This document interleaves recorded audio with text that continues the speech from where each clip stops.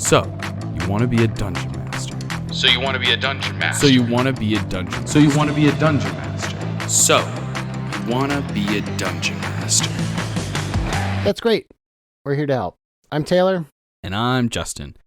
This week, we're going to be covering all of the ways a dungeon master can use the time that the adventuring party isn't adventuring. Maybe the dragon's on vacation. Maybe the archdevil is on bedrest. Maybe the mindflayer colony took a wrong turn. Whatever it is, the adventurers have nothing to do, which means downtime. Whether it's in between adventures, on the travel to the adventure, or even just in the couple of hours before bedtime, downtime is often underutilized. So let's freaking utilize the heck out of it. Let's get into it. But first... Always got to be a but first. What are some ways that you can help transition people from the very beginning of the session, the, hey, how was your week mode, to... it's time to play D&D mode? The thing that I used to do with my party was have them roll. Obviously, rolling dice is a good way to do that, but I would have them roll to see who would do the recap. Ooh, that's solid. So then everybody kind of starts thinking about, okay, who knows what's happening in the recap? And honestly, it doesn't really even matter what they roll, because 9 times out of 10 people are going to start talking over each other and explaining stuff that other people might have missed. But just getting them to roll some kind of a die for whatever reason it may be is a good way to get that. It's D&D time, baby. Let's get the dice out. Let's get moving. Yeah. Let's get rolling. Let's get rolling. Wow. Wow. And I know you take a little bit of a different take on it. I mean, I love that take. I think because as a player, I am always so afraid of doing recaps. Just because I'm such a half-ass note taker most of the time. So like when it falls on me, I'm always like, oh God, I'm going to be missing so many things. Here's what my notes fucking say. And it's like 2 sentences. I'm like, God damn, I was away from my notebook for most of the session or something. So I usually cover the recap myself as the DM. Obviously, that's a helpful tool regardless of who's doing it. But also, I like to do just like cheesy icebreaker questions, just to be like, all right, let's start thinking about our characters and start thinking about the world and our characters' experiences and all those kind of things. And so, you just bing it, look up a list of icebreaker questions or first date questions or something like that, and you just find huge lists online. And you just pick one, and then you try to apply it to their characters or the world that we live in the game. So if it's like a question like, what's your favorite movie?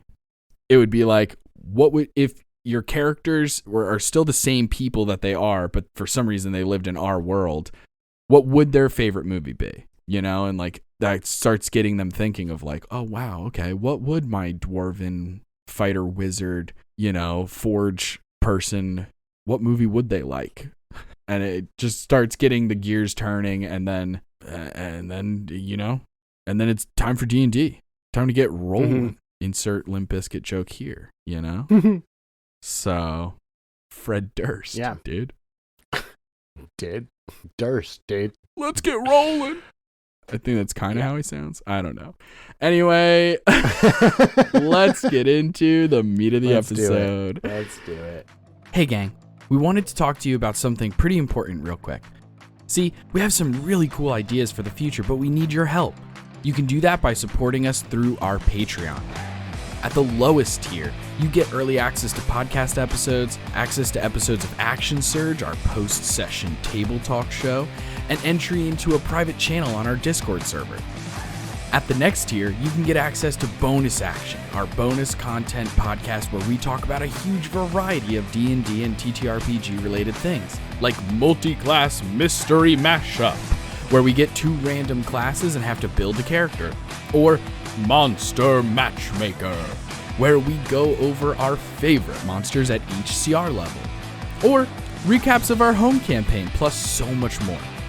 Joining the Patreon helps us continue to grow and put out content that gets better and better as we learn, improve, and try new things. So check out the link in the description to join the gang today. So, how to use downtime as dungeon masters. What we've tried to do here is to separate a million examples of how to use downtime into 3 categories. One is focusing as much as possible on role playing. One of them focusing as much as possible on mechanics. And then the third category is just a combination, is the middle of the Venn diagram of examples that are both role playing and mechanical. So we have like role player stuff, power gamer stuff, and then both. But if we're being honest, most fit into both categories. But first, depending on define style. But yeah, let's define what downtime can be. So yeah, downtime is basically the time between adventures. It can be, basically it's just anytime the party's not like immediately in danger or threatened or whatever, it could be just, everybody taking their turn at watch. That is a period of downtime. Just at like every night you do have a couple hours of downtime most of the time.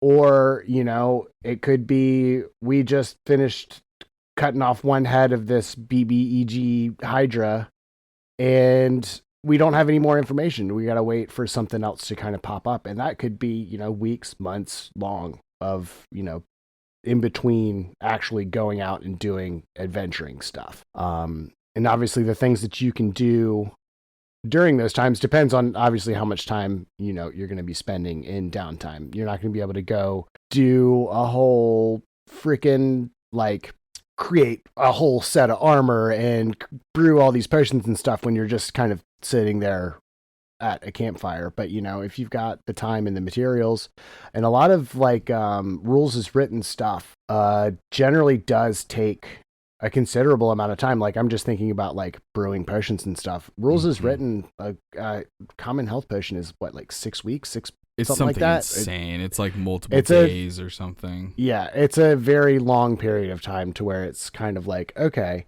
you can do this, but you're going to need an extended period and a safe place to be doing all of this stuff. Which is kind of one of the things that I do like about the 2024 edition is that they have included the bastions in and kind of give a mechanical reason for things to do in downtime. Yeah, absolutely. Giving a more mechanical approach to your stronghold. That's a little bit more established, at least. Because obviously people can homebrew stuff like that. But that's true for everything, I suppose. But yeah, I think downtime, there's so many different ways to utilize it. And it really depends on each player's like goals. Right. Are you a power gamer? Or are you kind of a little bit chiller about that kind of stuff? Because that's the nature of your table. Or, thinking about it from the DM's perspective, it's just a fun way to give the players an opportunity to chill, to have that beach episode of the anime where it's like, actually, we're just going to hang out for a little bit and like imagine being if we assume that these like PCs are real people, it's like, imagine what it would be like to be like constantly under the threat of death. You're trying to save the world and it's non-fucking stop. Like, man, that's insane. There's so much. Like, eventually you're just going to mentally break down. So there's so many fun ways to go about how you do this. Yeah, definitely. And one of the things that I like to do or with my table was in our Discord channel, because we do everything online. In our Discord channel, I had a specific sub channel that was dedicated to downtime. Oh, that's cool. And so like the players and stuff, like at the end of a session, I'd be like, okay, cool. You guys beat the big bad. You're going to have, a week of downtime, in between sessions, cause we would do it every other week. So, over the course of the next couple of weeks, you guys kind of just put down in the thing on what you want to do for downtime. And, sometimes I'd have them roll for stuff or whatever, but it let lent itself to downtime, but because my party also really liked the combat aspect of stuff, it didn't take anything away from the actual session time being, hey, we're going on our adventures. You know, we're doing the adventuring thing. So it kind of still gives their characters a kind of way to let loose a little bit. I get what you're saying. So you handled most of, in that game specifically, you handled a lot of the downtime sort of quote unquote offline. Correct. Yeah, it wasn't specifically in a session. It was just kind of done in between sessions on Discord. That's a cool way to do it. Yeah. Yeah, it really depends on the table. Like I at our home game, Sword Coast Coup, recaps available on the bonus actions. If you want to be a Patreon member, go ahead and support us there. Help us continue to create incredible content. But I think we like dipping into role play aspects of downtime. It's never like too much. It's every once in a while. Sometimes it's not even like, at the end of every leveling. It's like sometimes it's you go 3 levels and there isn't a ton of downtime, with the exception of like, oh, I have 3 hours to burn before, we go to bed, which is still downtime technically. We have a character in our game who's obsessed with reading books, and so is constantly asking about like the specific hour increments of how long do I need to rest for to get a full rest. And so that's really interesting. But with her character, as far as like a lot of the books that she has, there are mechanical benefits to completing these books. Some of them for sure. Absolutely. And even like some of them may not have quote unquote mechanical benefits. Some of them do, like learning languages and the like. But some of them have really important story benefits, lore, like reasons to continue reading these books. You're finding things out about the world that will become relevant in the adventures. Like reading a fucking tour guide before getting there. Right. You're like, hey, at least I know a little bit about Paris now that I'm here. So it's super helpful, even if like numbers wise, maybe it doesn't, at least it'll help when she's like, can I make a history check to see if I know? It's like, well, you did read the fucking book, so sure. So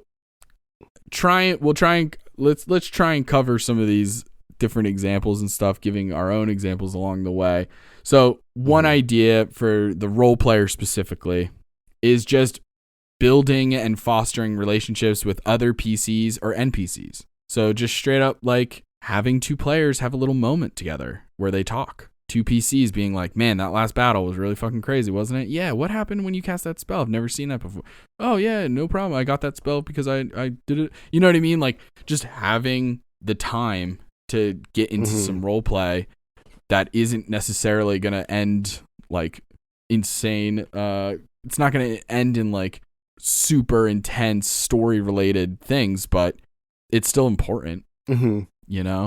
You think of Lord of the Rings, like all of those little teeny tiny conversations, like they all add up, right? Like having Pippin and Merry eat the elven bread, like that's just like a funny hilarious scene, but it also like speaks to their characters. It speaks to like there's so much like the character development that happens in these moments that like from an outside perspective can seem like unnecessary or superfluous, but they're actually like pretty freaking important. And there's a million ways that can happen. And obviously you can just talk in person, but there's also all different kinds of magical ways that people can stay in touch and you can continue to build on relationships, such as the sending spell, message. There's also like you can straight up just write a letter to a different NPC in a different town or something, check things up. And as much as in my head this originally was like, oh yeah, this is perfect for the role player in the group, this also has its own mechanical benefits, even if the mechanical benefits aren't necessarily like you get a +1 here.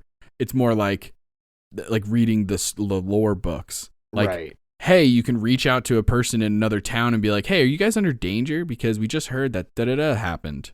And now you know what's happening in other parts of the world. Or creating those relationships with somebody like an NPC who's like a blacksmith. And then later on, you can get a deal the next time you buy armor from them. All different kinds of examples. You know, like there was a side quest, like a buddy thing, like similar to how you and Cal and Fellis had one.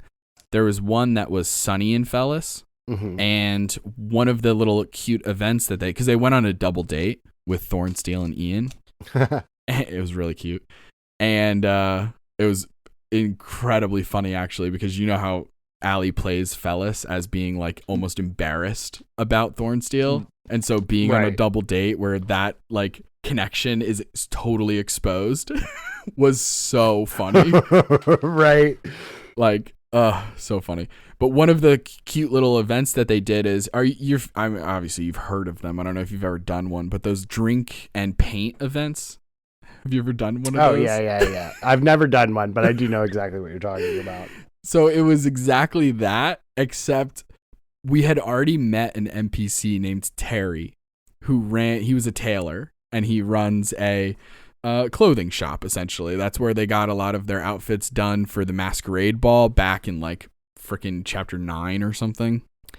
And so Terry put on this event of like a make your own piece of clothing and drink event. And so it was just this cute little moment for them to try their hands at needlework and sewing and creating a piece of clothing, whether it's a scarf, like something really simple, or maybe they can make an entire dress or something. Who knows? So that was really cute. And that relationship with between Sunny and Fellis and Terry has continued to grow ever since meeting them, to the point where Terry is the one who created Sunny's wedding dress, like later on in the story. Like such a fucking beautiful moment could not have happened if they didn't continue to build this and poke at this relationship. You know what I mean? It wouldn't have been as meaningful. We could have, of course, offline been like, hey, I go and talk to Terry, and it's like, that's great. And that it still would have been awesome. But like, oh man, I just remember the whole idea of like, of course Terry's going to make the wedding dress, just being like, I love that this random ass NPC has now become like such a pivotal part of their inner circle of Waterdeep friends. I fucking love that. Speaking of which, yeah, in terms of relationships, there's different categories of relationships that you could explore during downtime. There's obviously romance. That's a question for your table, depending on how down they are for stuff like that. Some players don't want to be flirted with by their DM, and that's I don't get it, but it's totally fair. I'm kidding. You know what I mean, though? Some people are not into that. They're like, I don't want that to be a part of my character's story. And some people are super down for it and seeking it. Some people want it to just happen naturally. You never know. Yeah. Yeah, for sure. I think the closest thing that I've had is one of my characters requesting a brothel and then getting upset that I wouldn't RP the brothel sequence. And I was like, yeah, I mean, there's a brothel, sure. I mean, it's a medieval town, sure. Yeah, you can find one, and, you know, I'll, but as soon as, you know, the transaction or whatever is complete, that's it. We're going to black, and I'm cutting to somebody else. We're not RPing nothing. Yeah, no, 100%. And they got upset. They were like, oh, well, then what's the point even? I was like, I don't know, man, but that's not something that I'm really into as a DM of really trying to role play out.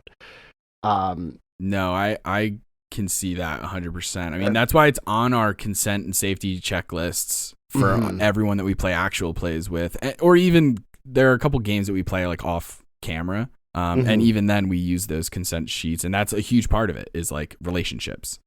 And it talks about all of that, like romance with an NPC, romance with a PC, like sex, explicitly described, fade to black, like, and it covers all of the different things that people are comfortable with. And most people, in our experience, aren't necessarily trying to have you be like, and then I put my hand. No, we're not actually doing all that. Right. Right. Yeah. Like, and that's it. I'm cool with like flirting with players, like as the character of the NPC. Like, I'm fine with that. And like, I mean, we saw it in Mythos between Evan, played by Connie, and Pandora. There was a lot of sexual innuendo. There was a lot of like flirting, pretty like typical college flirting. Talking of showing people boxes. Yeah, a lot of that. A lot of play on that joke. And it was good. It was good. But no, it was intense. It was I think the furthest I've ever gone as a DM in terms of flirting. But still, it was okay. We fade to black. Like, you guys probably have sex, but like, we're not gonna fucking describe it. But that's what, if for whatever reason everyone at your table is down for that, and the DM is, then by all means have fun with it. As long as everything's happening consensually, I don't really care. Yeah. If you want to have a spicy table, have a spicy table. Have a spicy table. That's fine. As long as everybody's cool with the spice level, then the world is your oyster. The world is your oyster. A food notoriously known for its spice, and. Not only is there romance, but there's also friendships. We've kind of covered that at this point. Yeah. All different kinds of friendships. There's also the idea of rivals. Yeah. I think is really a fun idea, especially rivals, like you could do it in different ways. You can have like friendly rivals, like people who aren't necessarily antagonistic, but kind of just like that typical like, oh, you guys only killed one dragon this month? Guess you have a lot of downtime then. We killed 3, no big deal. Yeah. And like just in a joking way versus like intense rivals, maybe like if maybe you're part of an adventurers guild and like this other group keeps stealing jobs from you kind of thing. That could be really interesting to confront them in a bar. I don't know. Yeah. Exploring the faction relationships is also very interesting. Fuck yes. Because another one of my players had what basically was had like a mob connection, like a mob boss. What was a mob boss kind of, and so part of it was kind of like there was recruitment. There was also,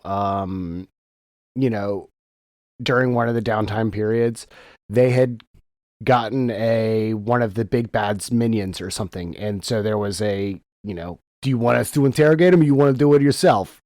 And so then there was a whole faction thing of okay, cool, go ahead and send the Tonys out, get them to bring him in, and then Gexus would show up and do the actual interrogation part himself. And that was really cool, doing that, like a exploration of different factions, especially if you've got people that have already, like, as part of their backstory, are part of a gang or a cult or a religious group or what have you. Any group, any organization.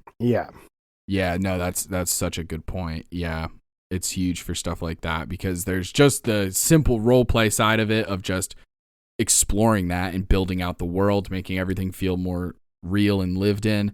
And then there's all the mechanical benefits of resources, information, access. You know what I mean? So many different ways you go with it.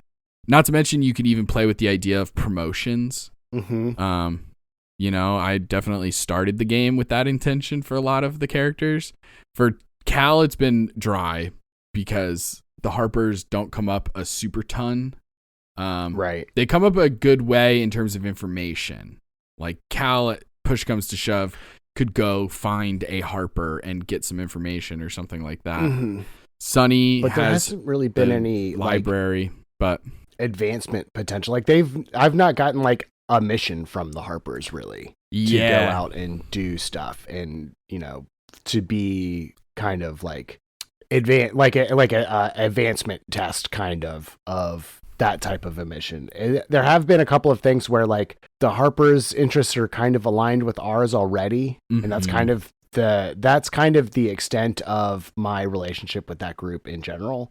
Is just like, okay, well, I'm doing my adventuring thing, and it just so happens that you guys also kind of need somebody to be on the front edge of this, so I'll be that guy. Yeah, for sure. Because you guys are handling like the most pressing issue. Right. Like the one that actually is threatening the entire fucking world. So it's like, of course the Harpers are on that in terms of like their eyeballs are looking at it, and they luckily have a guy who's on the front lines. So it would be crazy for them to be like, and also this baker had their bread stolen. Go find out who did it. And here's my blue raspberries. I need 3 of them. Can you find my blue raspberries? It's like, okay, what are we doing? But yeah, it's so true. There's so many different like missions like that with different organizations, side quests, and different things you can do. Wow, yeah, that's a ton. There's also, for the role player, just a very simple beach episode. Just sitting in and role playing the relaxation and rest. Yeah. And it can look a bunch of different ways. Depends on the environment and the world that you've built. You know, maybe it's a vacation. Maybe they travel and they stay in a foreign place that's tropical, or, you know, maybe it's like Alaska and it's like Arctic, but it's beautiful, a cabin in the woods. Yeah, who knows? Right. Or it could be as simple as a visit to the spa. Just a quick explanation of them getting different services, getting a massage, having cucumber flavored water, because that's a thing, and like just enjoying the moment. And or that's even fun. You know, like, you know, you could have what are you doing in your villa or your mansion or whatever it is, your bastion stronghold thing. Like, you've got downtime here. What are you doing? You like spend time hobbies. baking. Yeah. Do you do like baking? Are you like a painter? Do you do like just more training for the future? Like, that's my character's kind of bag, is just training more, while in the downtime is still doing combat training. But, you know, other characters like Fellis likes to bake. Yeah. Deirdre does like tinkering stuff and makes cool little gizmos and gadgets and stuff. Sunny reads all the time. Sunny reads a ton and writes. Because she always is writing like reports for the library organization that she's a part of, or she's like, she wrote an entire book from the horse's mouth when she got to speak with animals on a horse and told that horse's life story and is making passive income with that book. It's insane. It's so funny. So yeah, there's a ton of ways that you can use downtime just for role playing sake. Now, some of them have easy ways to work in mechanical things, but let's talk about some that are like definitely mechanical. Like, the power gamer is going to eat these downtime activities up. The first one that comes to mind is probably the most mechanical that I can think of, kind of, and it's learning new. And this is one of those things that I think is different table to table. This is kind of a homebrew idea in a lot of ways, because, you know, there's different classes and subclasses that will give you these things like extra proficiencies or languages or toolkits, but some of them don't. And so I often will use downtime as a way for the players to have like a half level up. You know, they're getting things that add on to their character, like a skill tree. They're able to learn new proficiencies. They weren't proficient in deception, but now they are, or learn new languages, or get better at certain toolkits. And we've done that a million ways throughout all of our campaigns and stuff like that. Everything from Fellis actually gaining the ability to use bardic inspiration by taking lessons from a master bard. Then we had Sunny has learned a couple new languages, both from like NPCs that she's friends with or romantically involved with, or from books. And then the toolkit thing, I mean, everybody in the group became proficient in a different toolkit when you guys were on that ship on the Sea of Swords. It was like part of the travel was that you would also be learning these proficiencies of how to use calligraphers. I mean, calligraphers is like the worst example. Navigators tools or chefs. That's where fellas started to learn how to cook. My gaming sets. Yes, finally, Dragon Chess returns. So yeah, that's all different ways. And then I've mentioned it in other episodes, but the way I often handle that is the same way that you would handle death saves. I make up some arbitrary DC. I write it down in my notebook and hope to God that I'll fucking remember where I put it. And then it's just, okay, you're training for it this time. Go ahead and roll a DC 15 or whatever.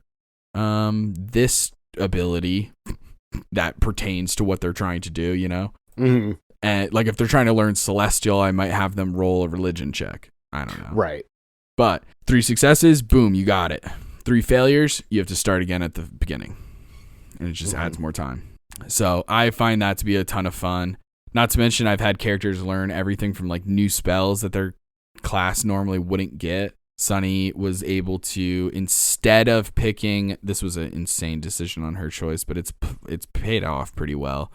Instead of choosing haste, she asked if she could learn the blink spell instead. And because she has a wizard trapped in a ring on her finger, she didn't trap him there, for the record, if you're listening to this. For the record, he was there when we found the ring. Like that. Yeah, she was trying to get him out. He was in the ring. Yeah. But he taught it to her, and that was a series of challenges and stuff like that. So many cool things. Not only it can play back into the role play, because you can have a PC teach another PC things, like the way Cal taught Fellas how to get out of grapples more easily. So anytime Fellas is grappled, she has advantage to get out of it. Right. So that's just like a cool random ass thing that's really specific, but it comes up a ton. Grapple is pretty common, and it makes a ton of sense that Kaladin would help teach Fellas that skill. Right. So it builds on your guys' relationship also.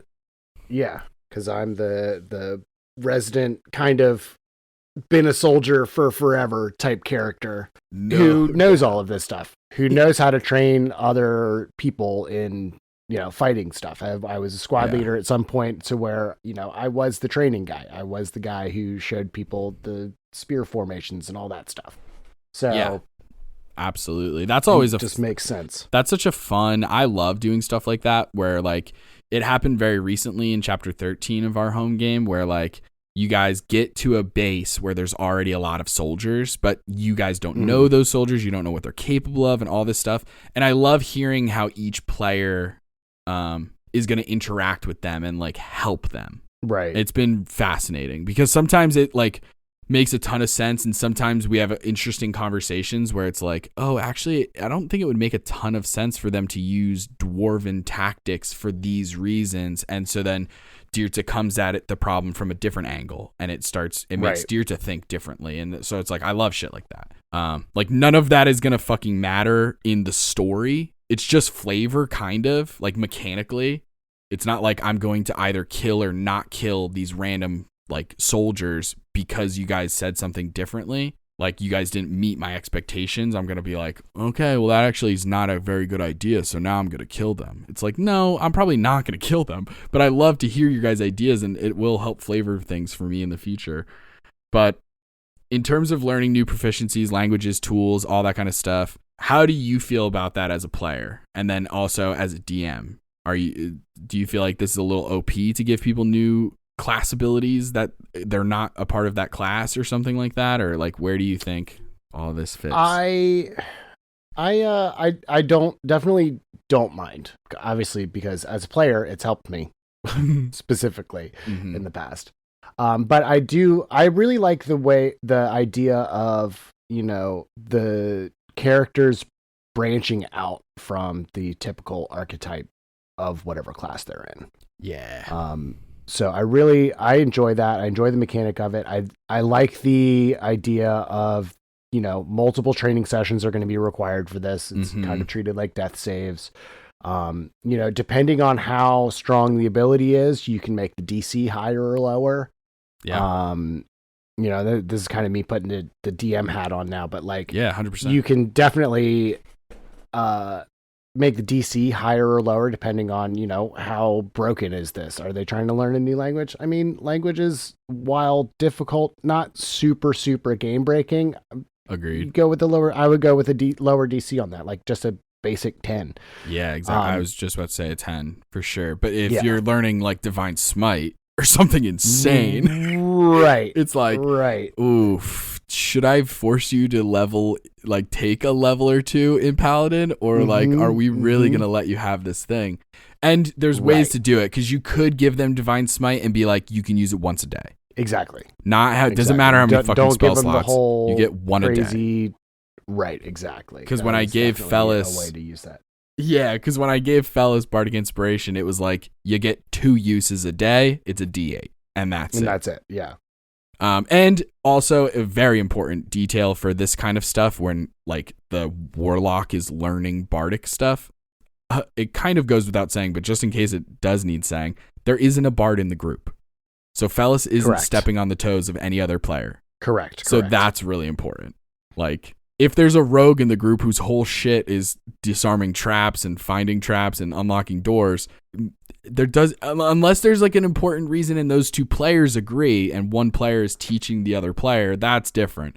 But like otherwise it's like, okay, why are you giving this other character thieves' cant and expertise and uncanny dodge and like all this shit, you know what I mean? Without having them dip into the actual multi-class. Because that's what we're talking about, is giving somebody class abilities without dipping into a multi-class. Correct. So they're nerfed versions. By nature are going to be nerfed. Yeah, it would be like almost the equivalent of a feat. Like how you can have Eldritch Adept or Meta Magic Adept, and you just get like a couple points of sorcery points. You get 2 sorcery points, and you get to pick 1 Meta Magic type.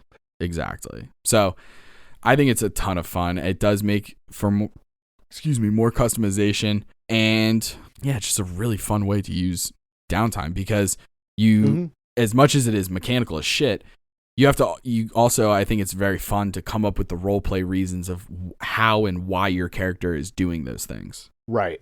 As opposed to just doing it for the numbers. Like, I know you want Bardic Inspiration just because it's cool to have another bonus action thing. But how is your character learning how to sing? You're right. Like, I need to know. And so that's a huge one. And then there's also like just preparing for future combats or encounters. Some of that was already covered in the roleplay ideas of just like reading books, talking to people, gathering information. That's one easy way that doesn't have to do with numbers, but is very helpful. There's also like magic items. Like, you guys do a really good job. I always find it to be so interesting how you guys do it, because sometimes you guys do it and then sometimes you guys don't do it. And I'm always interested in how that plays out. But like your guys behind the scenes conversation. I know you guys have a private chat. I know. And I got my feelers in there. And the ideas of attuning to magic items and swapping them out and stuff like that, I always find to be really, really interesting. Because you guys have enough magic items. You have more magic items than you guys have as of attunement slots collectively. Yeah. And sometimes it's like, hey, we actually don't need the boots of Elvenkind this time. So I'll let those chill and I'll put on this other pair of boots or something. And I find that to be so interesting how you guys decide to swap them out and who gets what. And it's been fascinating and also mechanical as hell sometimes. Like, for example, like our crunchy items. Yeah, dude, like the Ioun Stone of storing spells. Yeah. Woof. Yeah, that's changed hands 3 or 4 times, I think. Big time. Because it makes sense. You know what doesn't change about that item? Which spell you guys put in there. It's always shield. It's always shield. It's always 3 uses of shield. Multiple it just uses depends of on who. Well, that's not always. It's not literally true, but it feels that way. I feel like it is definitely more true than it's not true. I think you guys put Revivify in it once, maybe. Because it's got 3 spell levels. So you can do 3 first level spells, you can do a second and a first, or you can do 1 third level spell. So you just have to cast the spell into it. So that requires a certain amount of rest. Because you obviously are casting the spell, you're burning that spell slot. So it requires a little bit of prep. So it's really, really interesting. I love spell storage items, both as a player and as a DM, frankly. I try and not give them out too crazy, especially when they can swap hands, because sometimes you give a magic item out because you're like, oh, let me give this to the warlock, help him out a little bit. And then the warlock's like, oh, I'm going to give it to the wizard. And you're like, damn, what? What the hell? Oh, no. He don't need no extra spell slots. What the fuck? Oh, no, you gave like this character that didn't have shield now has 3 uses of shield. Fuck. And they have a cloak of displacement. Oh no. Yeah. Crazy. So yeah, tons of things with just preparing for battles in different really smart ways. There's also just like, you guys recently did this. There was the whole use of clairvoyance. Yeah. All different kinds of ways to recon, get more information, see the battlefield, get an idea of your enemies beforehand. And there's so many spells. Scrying is a huge one. Scrying's huge. Arcane Eye would be an an insane one. Yeah. There's so many cool spells for stuff like that. It's really, really fun. Not to mention The sending. range on clairvoyance Sending is is so nuts. helpful. Sending is good, yeah. It's bonkers. There's a ton of spells like that are just so fucking helpful at finding out information, especially when you can find out that information secretively, like a clairvoyant spell. When you're checking people out who can't cast detect magic. Yeah, or some shit. It's all fun and games until somebody has true sight. Oh man. Yeah, I have to look that up more specifically. Does blind sight work on clairvoyance? Don't believe so.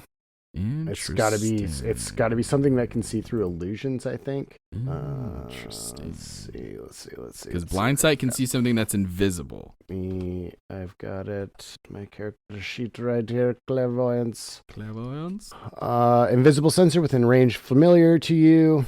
I think as long as you a creature that can see the sensor, such as a creature benefiting from see invisibility or true sight. So blind sight might work, but it specifically says see invisibility or true sight. I'm looking up invisibility. All see invisibility does is you see invisible creatures and objects as if they were visible, and you can see into the ethereal plane. So I think as long as you have blind sight, you should be able to see an invisible sensor. Yeah. Whoa, fascinating. I'll keep that in mind. Moving on. We're going to be going up against mole people next. Maybe some monsters that I have prepared already have blind sight. That is possible, Taylor. Maybe. I don't retcon everything. I absolutely don't, for the record. Especially with this fucking home campaign. So much of it is already written and published. Right. You could literally buy it and see what I've changed and haven't changed.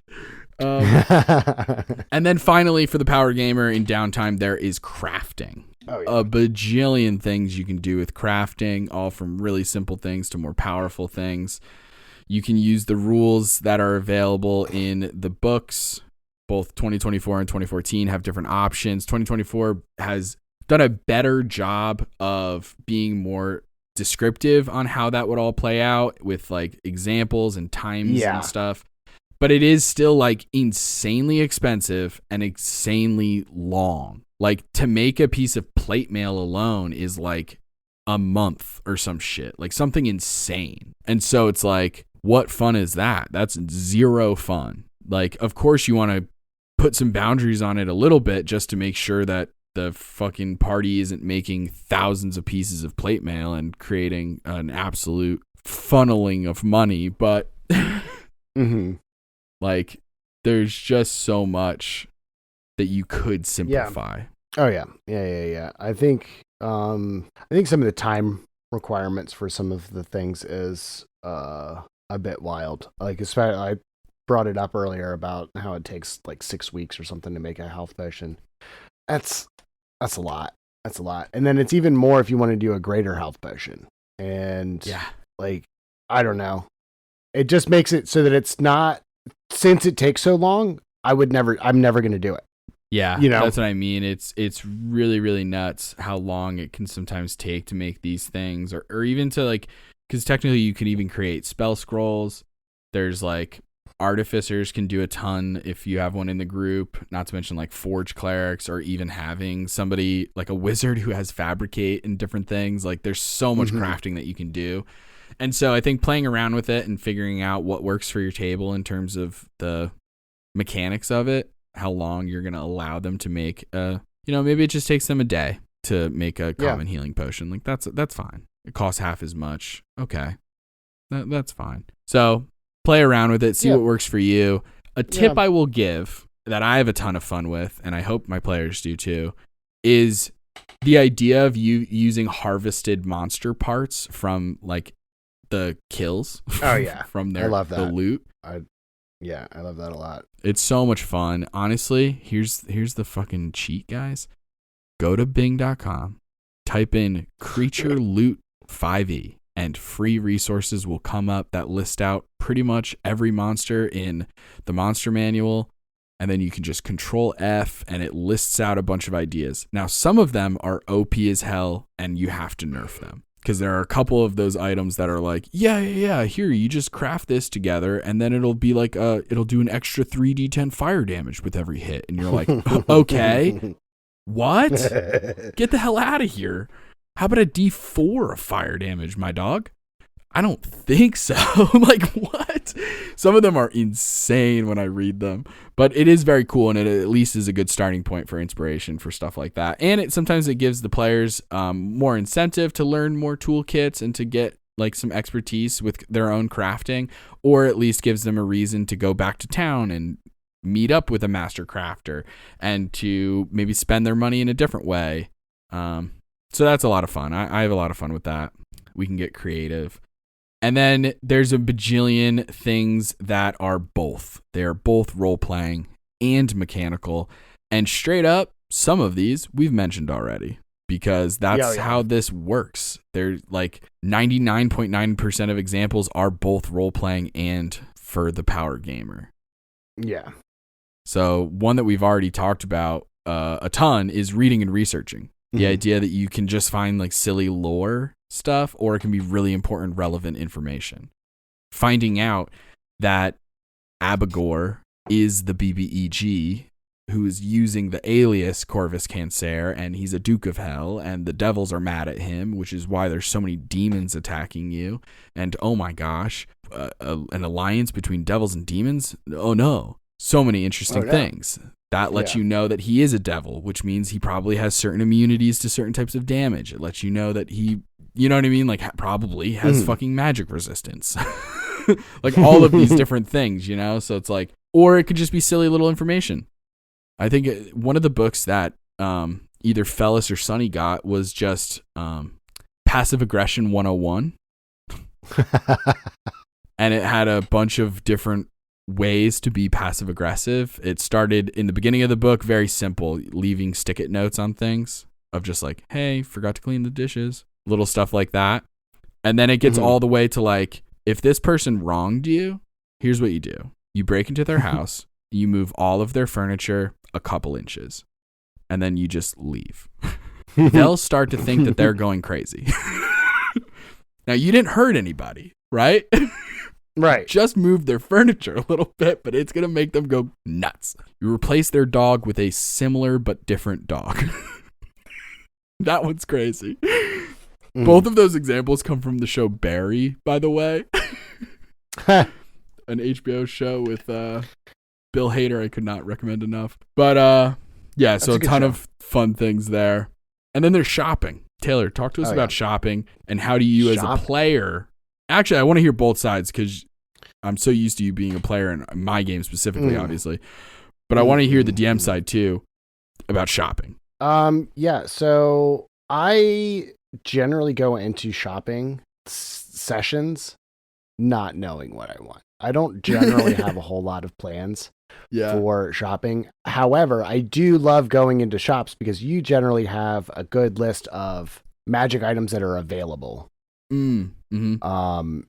So just because I don't know what I want doesn't mean I don't want anything, if that makes sense. No, that makes perfect sense. Because I, a lot of times, will use the things that you come up with or the whatever is in the shops, and I will take them and go, okay, I can do some crazy shenanigans with this. Like a prime example.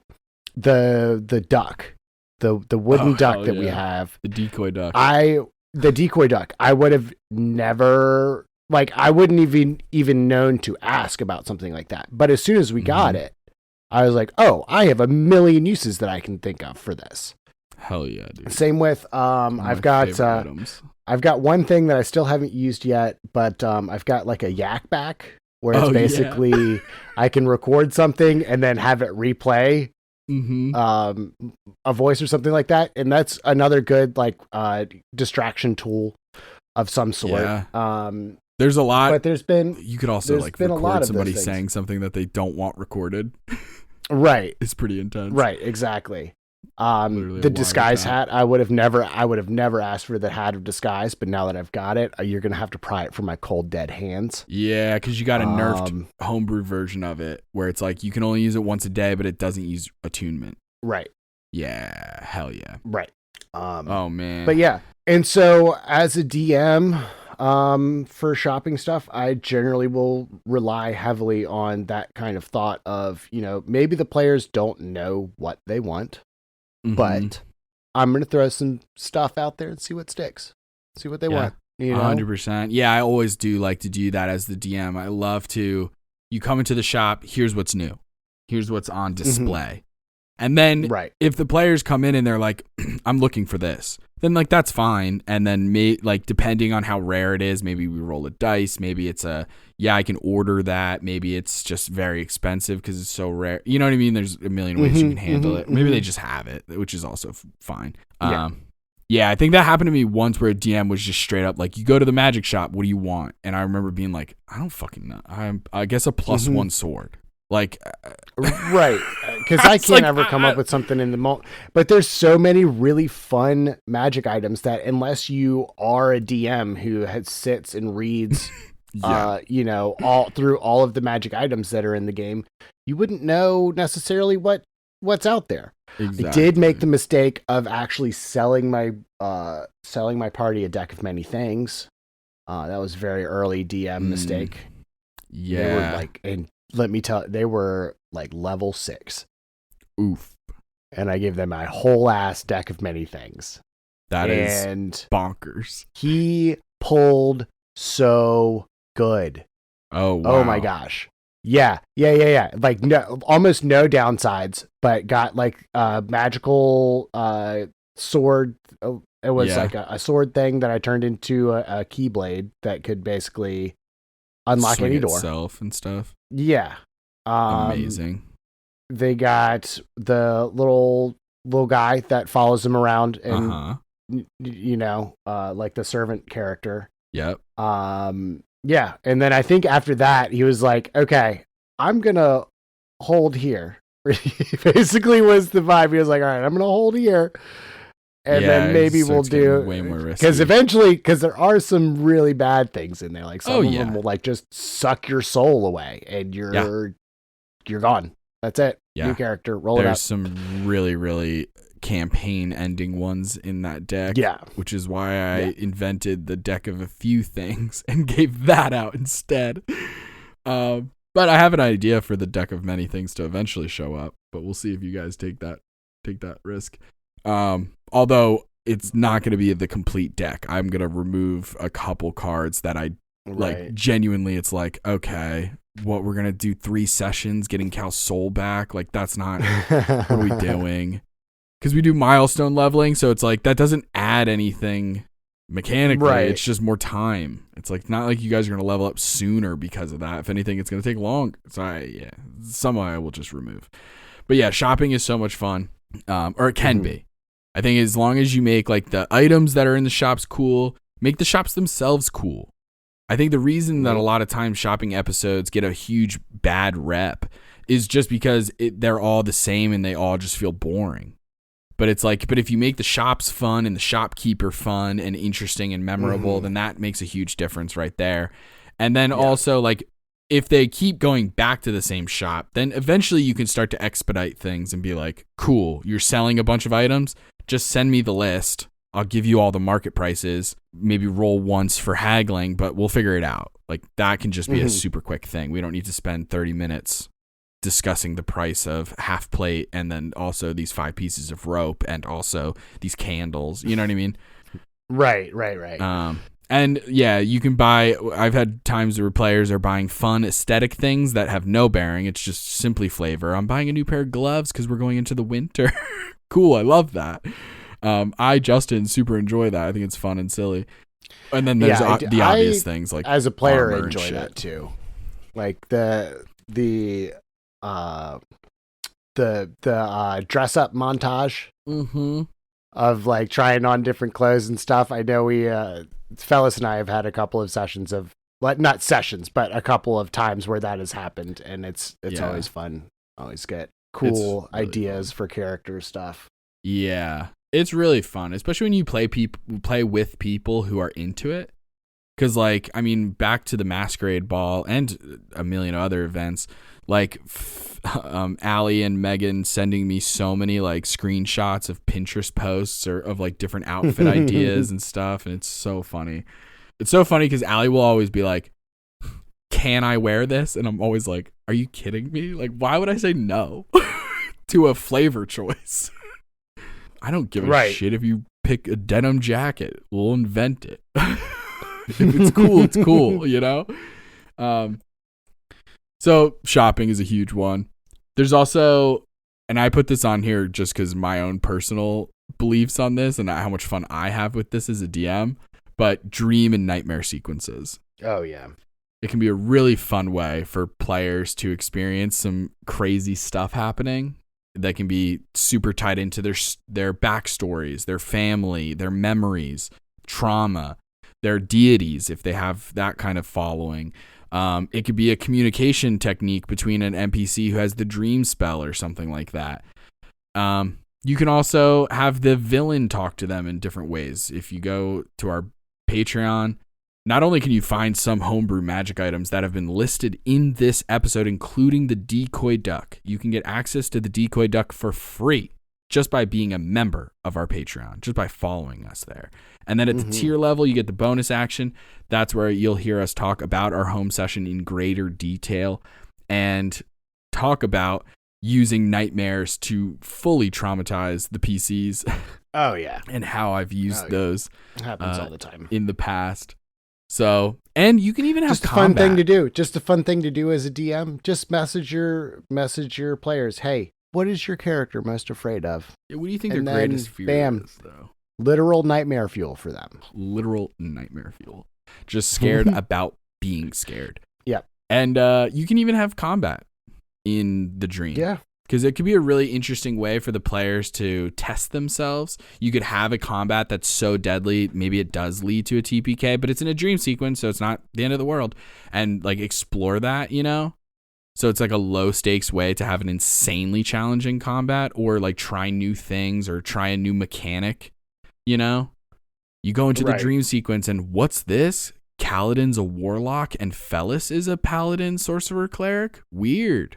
And just see what that's like. You know what I mean? But it's only for a dream combat, so it's not like, you know, I'm actually changing the character's fucking entire builds. That would be what a dick move. Unless it was for one session, like a fun Freaky Friday. That actually would be so fun. That would be fun. That's a really fun idea, actually. Yeah. Oh, boy.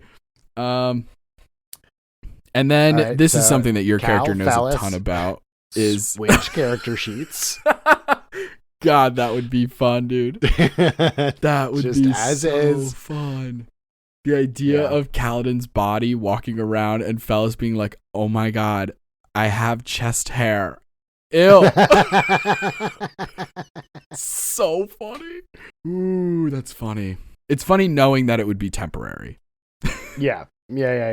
It would actually be a fucking nightmare if it was not temporary. Oh boy. So the next one is something that Kaladin knows all about, and that's making some money. And the reason I bring up Kaladin specifically is because of the first bullet point, which is passive income, such as owning a ship. That's right. Shipping, baby. Got to get that cargo. We got a boat. Got this ship. We're not going to be using it. We're going inland. You guys can go sell some shit. Yep. Take it from A to B. Run a bunch of different jobs. Money. That just happens. And then every time you return back to town, collect some money. That's right. Insane. We also had a character write and publish a book. I mentioned that earlier. That's passive income. There's like, you could own, maybe your character has like the guild merchant or guild artisan background, and so maybe you own a shop and just like that's just making money. There's so many different ideas, and that kind of leans into the more active income thing. And I'm thinking of the very first game that you and I ever played in together, where we were both players, where God, I can't even remember what her name was, but one of the party members was like a MLM salesman. Oh yeah, Megan's character. And Megan's character would go from town to, like, as we were going around actively trying to sell these essential oils. Yeah. It really was, that's just another thing that you can do. It was so funny. Yeah, because it was like, just like an MLM, it was like you can just buy the product or you can sign up and become your own boss, actually. Right. So funny. Such a funny idea. Yeah, there's a ton of things. I mean, obviously there's like side jobs. You can like go to the bulletin board, pick up a job for money, do a bounty hunter job, do all this other kind of stuff just for some cash. There's a million different things you can do to make money. And money leads to the shopping episodes and shit like that. And potentially leads to our next example. And for the, unless we come up with something off book, maybe the last example, building / maintaining a stronghold. Oh yeah. We talked about this already a little bit. And I think, obviously having the characters build it themselves is a definite. I love that idea of every character kind of being able to give input into this kind of stronghold, fortress, bastion, other synonyms that I can't think of right now. Villa. Yeah. And having it be a gift for, adventuring well done, or like as a reward for completing a task for a certain NPC. Because that's how we did it in our campaign. And honestly, I can't think of any other way to do it unless, okay, let's get all your players together. How much money do you have? Do you have enough for a down payment on a villa? Like, I know. Yeah. Like, how do you do real estate in real estate market in it's so true. Faerun? You guys could have eventually done it because, I mean, I remember Sonny bringing up the really good point of like, let's just take Dragonsbane's home. Yeah. We'll just live where he lived. And like, that's one definitely way to do it, obviously, because he was such a prominent figure in that city that he would have property there. So you guys could, in theory, just take it. But because you guys were gifted a villa, Dragonsbane's property ended up becoming an orphanage, because that's something that's important to Sonny as a character. Yeah. But yeah, obviously the new Dungeon Master's Guide for 2024 goes in great detail, I've been told, in terms of the great detail part at least, about bastions and the mechanical benefits, how they work in terms of passive abilities, active abilities, and all these different ways that they can mechanically and roleplay wise help the party. I don't want to get into too many details just about that specifically, because we don't have the Dungeon Master's Guide at the time of recording this. And so, yes, more to come on that. And we'll definitely be eventually doing an episode all about bastions. But until then, for sure, it depends on how you want to do it in your game. I mean, there's a million ways that you could do this homebrew wise that it can be really, really simple. For us in our home game, it's just like a place of reprieve and like chilling and safety, comfort. Yeah, we have people who protect us there versus us trying to protect the world. We can actually truly unwind and let loose, specifically because we have a house guard, like, that is on site all the time. And we each were able to we each basically got a room in the villa, and we're able to decorate it however we wanted to. Mechanically, it doesn't really do a whole lot, but I've got a dojo. Yeah, it was really fun. I mean, it really truly just felt like The Sims. Like, it was just like, yeah, guys, build your house. Like, let me know. Yeah. The villa exists, but part of the deal, not only are you guys as a group getting this, like, the deed and the keys to the actual house, but also here's a carpenter, like a master carpenter, this like furbolg guy, and he'll make whatever the fuck you guys want. You want secret doors? You got secret doors. You want a dojo? You got a dojo. You want the kitchen to look like this? That's fine. And it was just kind of like that. And part of the reason it didn't have a ton of mechanical benefits is because, as I've explained already with a lot of these downtime, I already give a ton of magic items, a ton of different proficiencies and other class abilities. I already do a lot. So also making the bastion have mechanical benefits would be like, Jesus Christ, man, what are we doing? Right. So I don't really need it to do a ton of mechanical things.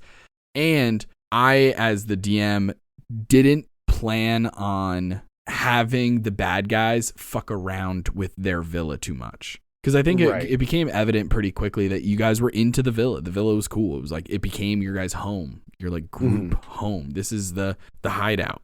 This is the hangout spot for the party. And so it was like, it just didn't feel cool to be like, oh yeah, there's constantly people coming in and assassins and people are going to destroy your house. And it's like, I don't really want to do that.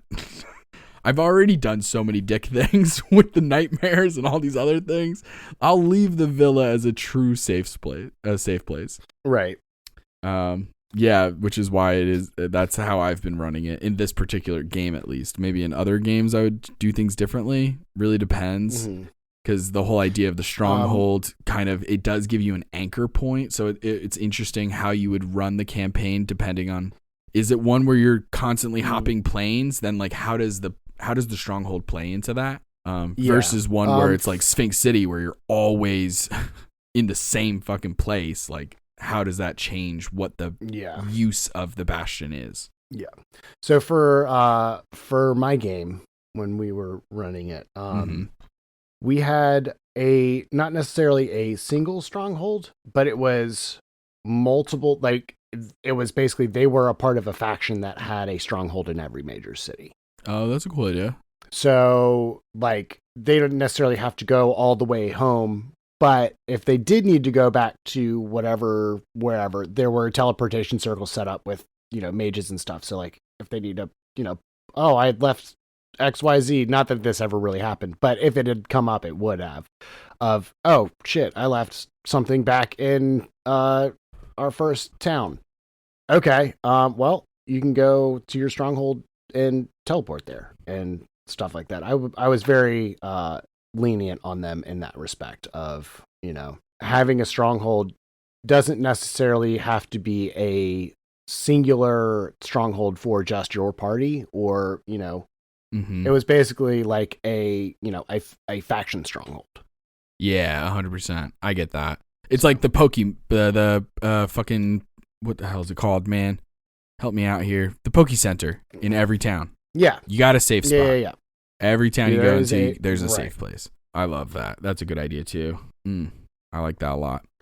There's also a way to make that into like one of the level up abilities, not level up like character level up, but like, hey, you've been in this faction for so long, now you have access to all of the shit. Right. Now you can get easy lodging and potential teleportation circles wherever you go. That's really, really cool. I like that a lot. Yeah, there's some really interesting ideas here. Your stronghold can even be mobile in the sense of maybe it is the ship. If that's the campaign you're trying to do, like a seafaring adventure, then the ship is the stronghold. Let everyone design their own little cabin and whatever. If one of the players is playing the gunner who's in charge of the cannonballs and the cannons and stuff, maybe they have some input on what those cannons look like or whatever. Lots of cool ideas. But let's be so freaking clear.